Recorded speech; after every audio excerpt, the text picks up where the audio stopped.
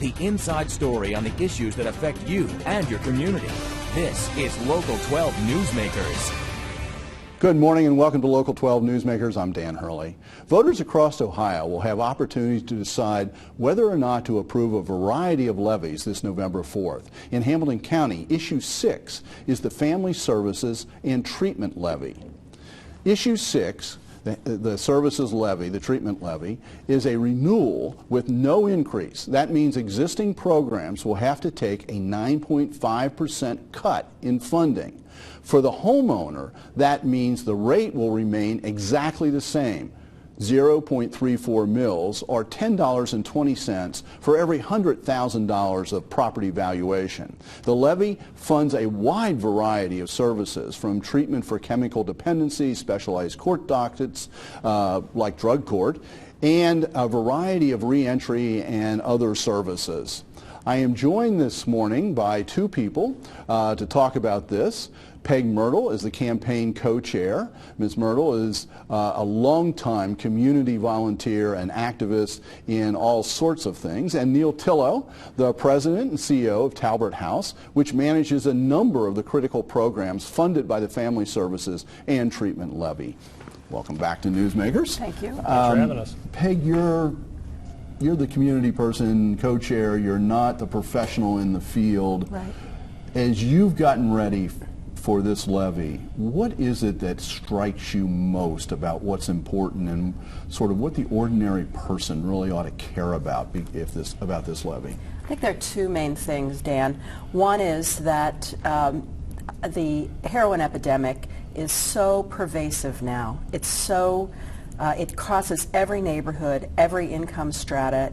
And which relates to the second thing. And the second thing is that, I've worked for strong neighborhoods for years, and there is nothing more challenging at this point in time than the crisis that we face, and the challenge this is to helping our neighborhoods be strong and vibrant and healthy places. Neil, Talbert House has been working with people who have drug abuse issues for a long, long time. Is there something different about this heroin epidemic that we're in? I mean, does this present challenges for people who are the experts in the field that you haven't faced in the past? Yeah, Dan, I think this is the most serious drug issue I've ever seen in my career. Drug overdose is now the #1 cause of accidental death in Hamilton County, Ohio, and the United States, so that's a very serious statement. Accidental death, that would cover car accidents, everything. So more than any of those other things that we have. That's correct. Okay. Very, and that trend has been moving very high in recent years.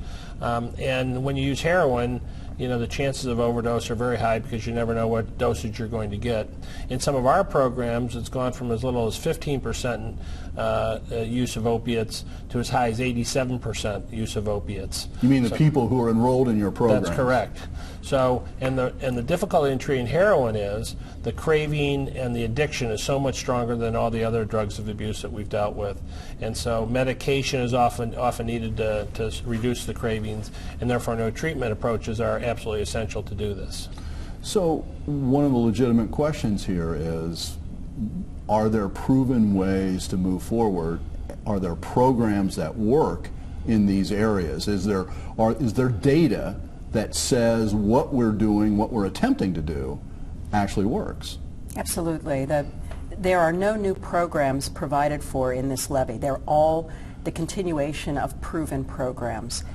So it's and we know what's working. We just don't always have enough of it, and that's why continuing this funding is so important at this time.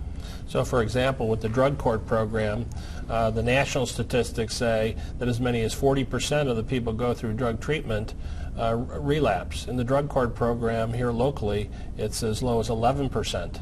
So quite a difference there. Why do you think it's different? What is it about the local drug courts that are having a higher success? Well, I think it's the comprehensive array of programming that's there. It's a long-term program. These are not quick fix solutions. Just as they aren't for people who have heart attacks. We don't say if you have one heart attack, that's enough. We can't treat a second one. Or we stop treating it after you do surgery, after you do a bypass. You don't say, well, that's all you're going to get. We can't do that with addiction either. You have to say, we're going to provide you primary treatment, we're going to provide you intensive outpatient, we're going to provide you aftercare. And that course of care is usually about a year. And if we don't do that, then we're not going to have the same kind of success. And also the new medications. Just like we wouldn't treat someone with a physical disability or a mental disability without medications, we are now understanding that addiction is the same thing. So in the case of heroin, are there treatments, are there drug treatments that are safe and possible to substitute here? Absolutely.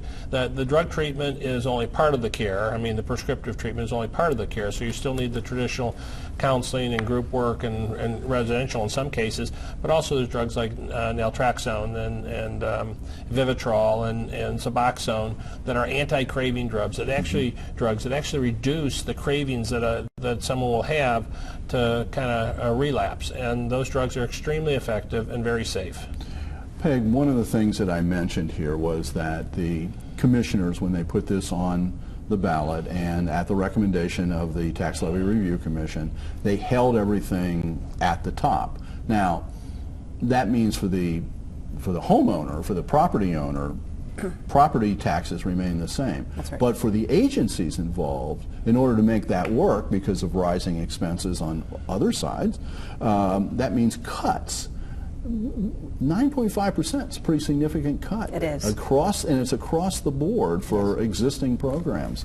How do you feel about that as a co-chair? Well, I wish that we have. I'm grateful that we have the tools that we have to fight this problem, even as the problem grows and the resources decline. I think it challenges the agencies and the court and all the recipients of these funds to just to continue to work for more effective treatments, more effective prevention. I think that's one of the other aspects that's important about this levy is that it does fund some education and prevention. So to the extent that we can tackle the problem at the beginning, I think that's important. So frankly, we just don't live in an era right now when more taxes are going to be possible. Yeah. So in spite of how that might help solve a bigger problem. So I think we just make sure that we continue to work as effectively as we can with the resources at hand, and we hopefully don't have to take a deeper cut because this levy doesn't pass. So it's really important that people show up to vote. Neil is the CEO of an agency that delivers a lot of these services, and you're probably the largest social service agency in the area. In fact, I'm sure you are. Yeah. This isn't the first time you had to deal with cuts. Right. So how do you manage that? Well, and keep quality. Yeah, you do a couple things. One is you look for other resources outside of, for example, a tax levy. We'll go to the federal government, try to get a grant there. We'll go to the state. We'll collect fees from clients. We'll increase fees from clients who are based on ability to pay. You don't put anything into it, maybe you get nothing out of it. So we ask clients to help pay for this. We'll look for other cost savings that we can make. So we'll just work hard at it and make sure that Talbot House and CCHB and the Coalition for Drug-Free Greater Cincinnati and other agencies all kind of understand we have to live within our means. This is the means that we're going to be given, we hope, as Peg said, and assuming that happens, we'll be fine. How does, or maybe the question is, does at all, the Affordable Care Act and the increased number of people who have access to medical insurance, how does that impact the funding question and maybe the question about whether people have an ability to pay too? Mm-hmm. How does that impact any of this? Yeah. The Affordable Care Act, it really does expand coverage for people. Unfortunately, on the commercial side, through the exchanges, most of the people are going on that are getting the bronze plan, which has the high deductible. So it may have a $5,000 or a $10,000 deductible, which means they still really don't have much access to care. The county commissioners had a study done by a national consulting firm to find out how much more money could Hamilton County count on and basically what they came back and said, it's really too early to tell. It's, you know, really February we just started the expanded Medicaid, or January, and the exchanges are just kicking in, so we really just don't know yet how much is there. But on the commercial side, there's going to be very little new money because most of the people can only afford the high deductible plans. Okay, so there's going to be some change, but it may not be as much as people hope. It also raises the question here, though, that, you know, what kinds of care are going to be covered. And one of the areas that, you know, is if I fall down and break my arm, we all know that I can go to the hospital and get some care. If I have a mental disease, that is a little bit more problematic traditionally, and sometimes, especially in the drug area, that's part of what you're doing. People are self-medicating. Sure. So is the increase in medical insurance have some hope for spreading that, for spreading coverage for that? Yes. There was a law passed just prior to the Affordable Care Act called the National Parity Act, which says that the insurance companies can't provide a different level of care for a mental disease or an addiction issue than they can for a physical disability or a physical issue. So they can't say we're going to put a restriction on addiction, but we aren't going to put it on heart disease. They can put the same on it, so it has to be parity across the board. That's been slow to take hold because still some of the payers don't recognize that in an appropriate way, but over time that will level itself out, we hope. But in the long term, that's a long-term change. That's correct. And maybe really significant kind of change. It could be within the framework of what your benefits pay for. So if it says we have a $5,000 deductible, still the first $5,000 is out of pocket, and some people can't afford that even. Peg, Yes. as you've gotten familiar with this, I mean, there's the Talbert House programs that maybe lots of people are familiar with. Right. They're the larger programs. What are some of the programs that you've been sort of intrigued by, that you've found out about as co-chair? Well, the education and prevention aspect of it, it's an organization that was founded by Senator Portman, and it This really is the drug-free communities, and it's active in a variety of neighborhoods. I mean, from Terrace Park to the urban core. So and I think that is just so important, especially with the heroin problem. And I really wasn't aware of the scope of that program. So that's been very interesting for me to find out. CCHB has been a long time important, that's Central Community Health Board. Okay.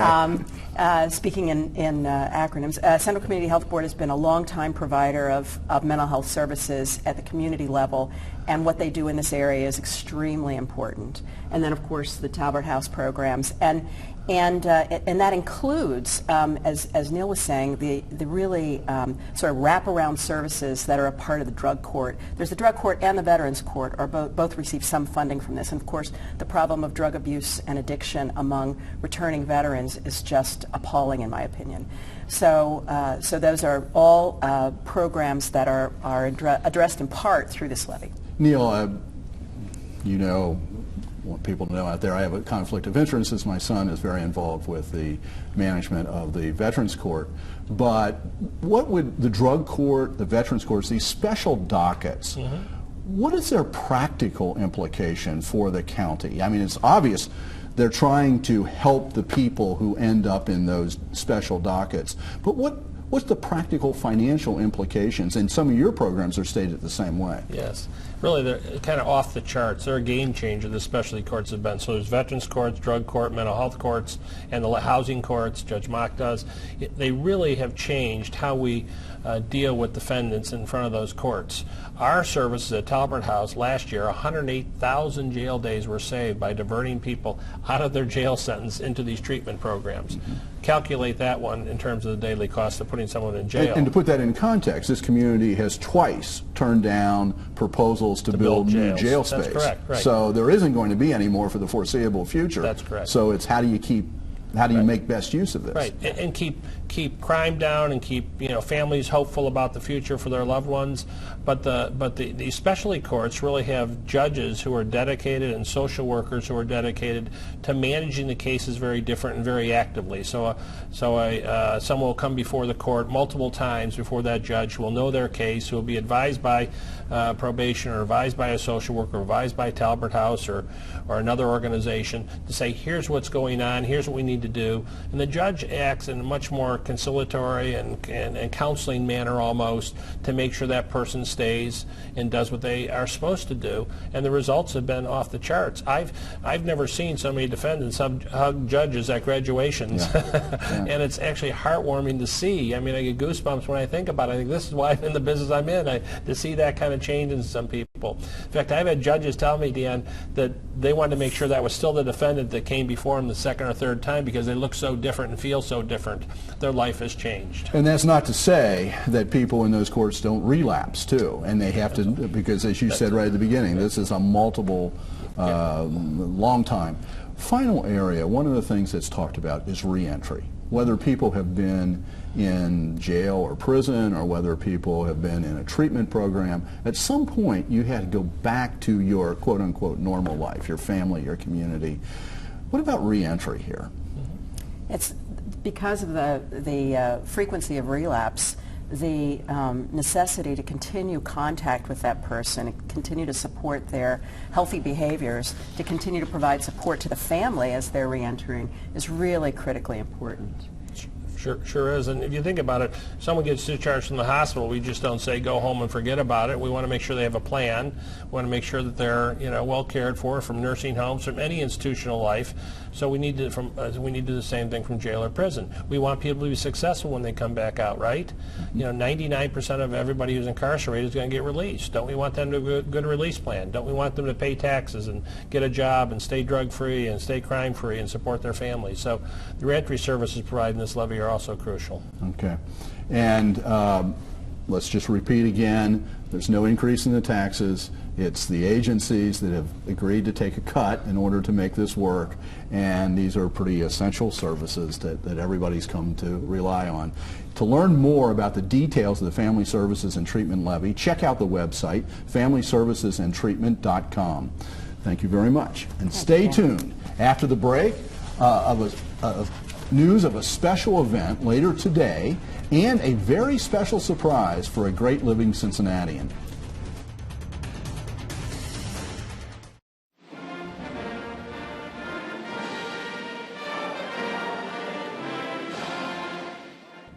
Over the last 11 years, Cincinnati has hosted the most successful fundraiser for the USO outside Washington, D.C. Just last year, the annual USO tribute to Cincinnati was held at Music Hall, just as it's going to be tonight.